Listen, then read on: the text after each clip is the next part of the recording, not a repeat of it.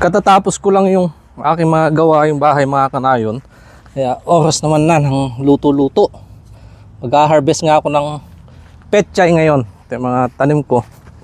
Kasi napanood ni Kanayong Magsakripisyo. Magsakripisyo yung pangalan niya sa YouTube eh. Yung upload ko nung nag-ensilada ako nito, nagkilo ako ng petchay. Nag-comment nga siya, sabi niya na masarap din daw ito igisa sa sardinas. Yan, pang mabilis ang ulam. Ahabol ko do para meron namang pananghalian. Petchay. Ito na yung nalinisan kong petchay. At ito naman pong pinagputulang kong ganto para walang sayang. Pinapakain ko naman sa mga alaga ng anak kong rabbit at saka manok. Para ganon, organic. Pag kinatay, masarap din yung karne, yung lasa.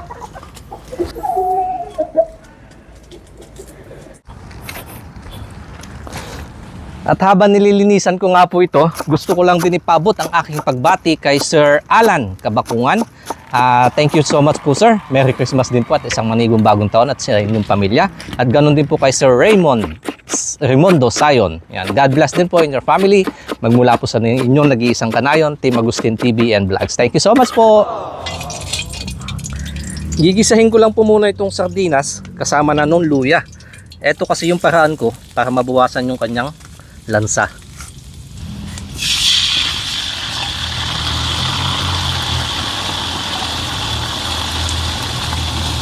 Siyempre, tatak Pinoy. Huwag kalimutang ilagay yung pinaghugasan. Sayang, nandyan yung sarap. Pang sabaw. Saka, titimplahan ko lang nitong paminta sa kaunting asin yung ating petchay. Simpleng luto mga kanayon, pero napakabisang pang ulam.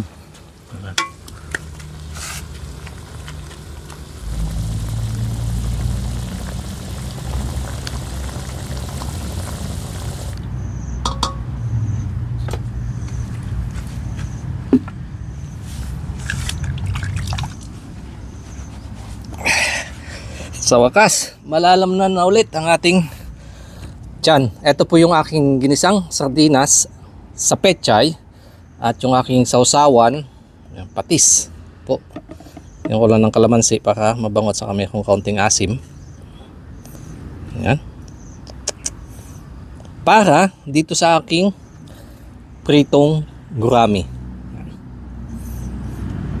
Para may isda naman. Mayroong kaunting daon ng sibuyas, pampagana.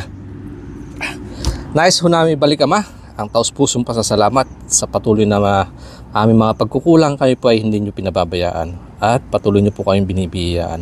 Ayun, patnubayan po ito at magbigay ng lakas sa aming pangatawan magamit sa aming araw-araw na pamumuhay. In Jesus' name, Amen. Kayo nga nga, yumayon. Bantay na po. Sa amin ho pala sa Ilocano mangan, ibig sabihin sa Tagalog nun ay kain na.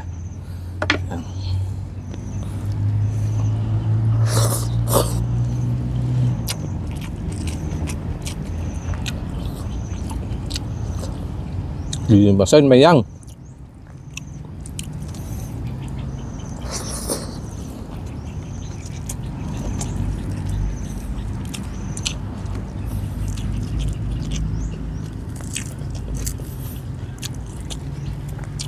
Ay, medyo kulang pa sa pagkakaprito ko nitong gurami deep fry gurami, pero di bali okay na.